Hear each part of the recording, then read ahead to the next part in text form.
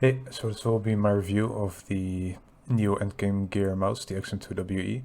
Finally, there's a wireless version of the XM1, the highly loved shape by most clockwork people. The specs are 63 grams, 3370 sensor, Kill 8, Kill Go optical switches, rated for 80 million clicks. TTC silver scroll wheel encoder, a battery that lasts about a week of gameplay according to themselves. So yeah, let's get into it. If you've watched any of my previous videos, you'll know that I prefer about a 65 gram weight for CSGO. It feels way more stable than, let's say, the 55 grams of the X2, because, well, it's still light enough to easily flick around. For sprays, it's just way more stable and feels way more controllable than a 55 gram or even lighter mouse. As always, I did not feel a performance difference between the 3395 on the X2 and the 3370 on this mouse. Despite the 3395 being a better sensor on paper, I don't feel any issues with the 3370. Well, it's technically a worse sensor, so it shouldn't be an issue for anyone using a 3370. The clicks feel great. It's not as snappy out of the box as the Kill 8.0s, but it's still spammable for like those Tech 9 pushes. But it's still responsive enough for those long-range one taps with an AK. So it's a great switch overall, and since they're optical, there won't be any issues with debounce time over a longer period of use. And they will wear less, and over time they should still feel great.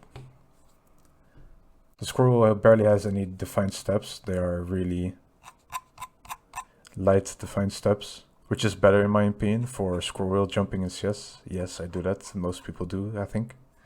And it's a much better experience than the scroll wheel on something like the XM2we EC2B, which is horrendous for scroll jumping since it has extremely well-defined steps. The shape is a claw grip shape, as most of you probably know, with the hump towards the back. It is 122 millimeters long, 66 wide, and 68 high, which makes it a bit bigger than the X2. But due to the sides curving in a bit, I don't know if you can see that well, there, curving in, and the hump being different, it feels much better for my aggressive claw grip. And overall, it feels much better. I sometimes had a feeling that it felt a bit awkward on the X2 at times when I compare it to the XM2we, when trying to really grip down on the sides with my aggressive claw grip, like with my thumb and my ring and pinky finger. But with this being curving inwards a bit more, it really feels like I'm more able to aggressively claw, which is a huge plus in my opinion. There, however, is a downside with something on the shape. That is the mouse 4 button. It sticks out quite a lot of the shell, and when I grip the mouse, part of my thumb sits against it, and with any slight movement I actually press it. Thankfully, I don't have anything bound to mouse 4 in-game, so I don't accidentally like grab a grenade or a smoke or whatever. But sometimes it's an issue in Chrome when I'm watching YouTube or whatever. So that's my only issue. I would have liked it if they were a bit more... if they were less out, if they came out less of the shell. Most people probably don't have an issue with this. I asked about it in the Discord and I didn't really see anyone respond with the same issue, so it's probably just something to do with my grip style. I disabled it, the mouse 4 button in the Endgame Gear so far, so I won't accidentally do anything wrong while gripping it. But besides that, it's a good mouse and I have no issues. As always, the coding of Endgame Gear mice are amazing. I think everyone knows that there's no need for grips with this mouse. In longer deathmatch sessions and warmer periods, I've had no issue with the grip getting worse. And I had no need to buy any grips like I did with my X2, Death Adder, or Superlight. The PTFE feet on this mouse were noticeably faster than the X2, Death Adder V3, and Superlight feet. out of the box, I really did have to get used to it, and over a week and about 50 hours of use, they did slow down a little bit, but I got used to it, so it's fine now. So make sure you keep that in mind when you buy this mouse. The XM2we might be the best mouse in the market right now when it comes to performance per dollar. It's just 80 euros and it's wireless, has a great battery life, amazing coding, build quality, performance, and optical switches. For just 80 euros, this is an absolute steal.